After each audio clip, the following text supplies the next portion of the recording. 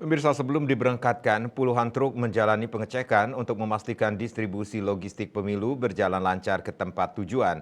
Selain dari KPU Jembrane, pengecekan juga melibatkan kepolisian dan Dinas Perhubungan guna mengecek kelaikan alat transportasi penyaluran logistik ini. Ketua Komisi Pemilihan Umum KPU Jembrana Iketut Adi Sanjaya Senin 12 Februari mengatakan pengecekan ini merupakan bagian dari upaya KPU memastikan setiap pemilih dapat memperoleh hak pilihnya dengan lancar dan adil, sehingga logistik baik surat suara serta perlengkapan lainnya tersalurkan dengan baik dan tepat waktu. Upaya antisipasi terkait cuaca hujan juga dipersiapkan seperti kesiapan terpal penutup bak truk selama perjalanan. Menurutnya, pemeriksaan mencakup verifikasi dokumen pengiriman serta kondisi kendaraan. Rencananya pada Selasa 13 Februari ini, seluruh logistik akan didistribusikan.